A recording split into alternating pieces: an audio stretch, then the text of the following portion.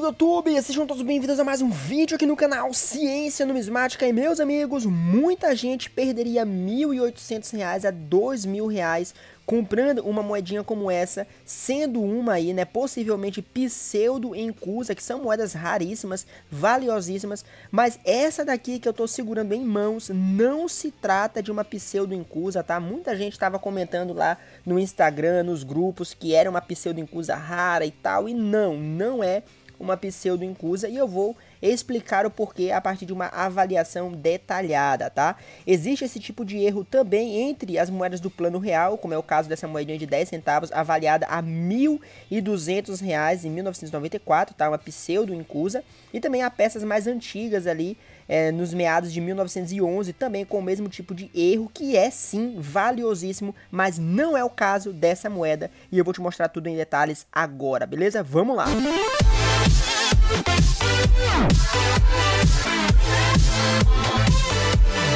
Bom, meus amigos, vamos lá. O melhor caminho para entender uma falsificação ou uma manipulação é aprender como é o verdadeiro, tá? Então, a pseudo-encusa trata-se de um erro que ocorre durante a cunhagem quando há duas moedas envolvidas. Nesse caso, após ser cunhada, uma moeda não é ejetada e um novo disco entra na câmara da cunhagem. A moeda que ficou presa age como se fosse um cunho, ou seja, fica uma moeda uma por cima da outra e quando o cunho bate, né, o seu relevo se grava no disco de forma invertida, evidentemente.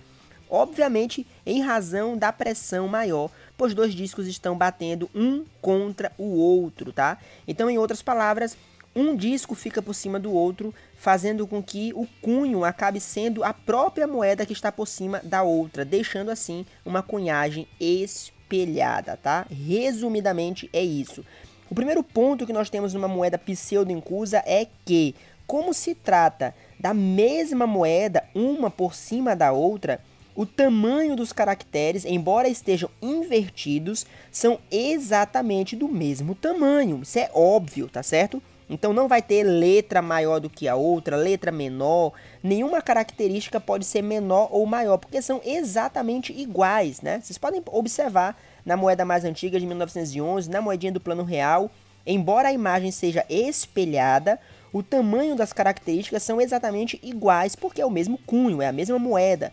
Essa moeda aqui, ela é completamente fora desse padrão, olha isso, né? Não tem nada a ver, tá? As letras aqui, mesmo que estejam invertidas, são de tamanho diferentes, né? De tamanhos diferentes, de fonte diferente, né? Mano, não tem nada a ver, olha isso, aqui centavos, né? Você pode observar que o tamanho é bem menor, o tipo de formato, né? O tipo de fonte é completamente outra, e aqui temos um centavo gigante, o número 5 e 2, ou 5 e 0, desculpa, né? Que possivelmente estariam invertidos aqui, também estão em um padrão completamente diferente, tá?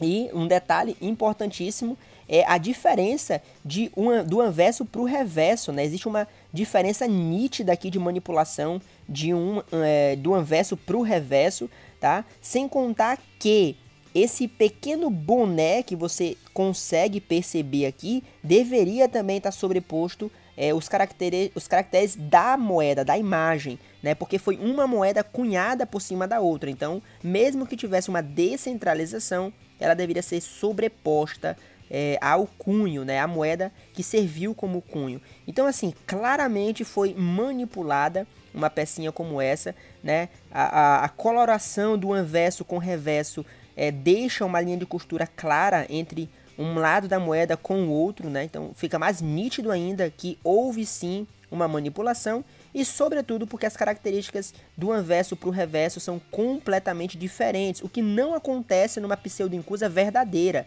tá? Embora a imagem seja invertida, as características são exatamente do mesmo tamanho na mesma fonte, tá? As informações apresentadas foram apresentadas aí segundo o manual de erros no segundo volume e os valores a partir aí do manual de erros também na segunda edição, tá? Deixa a tua opinião se você concorda, se você discorda, por que que você concorda e por que que você discorda.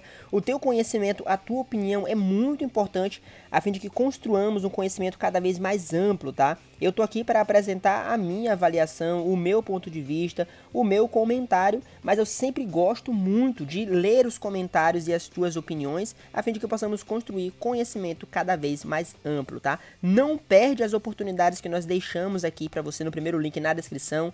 São mais de 5 mil reais em prêmios sorteados para vocês aqui para apresentar melhor a tua coleção, enriquecer mais a tua coleção e animar os colecionadores iniciantes, tá? Então, boa sorte a todos. Tem muito conteúdo aqui no canal, então eu te espero aí, ó, no próximo vídeo.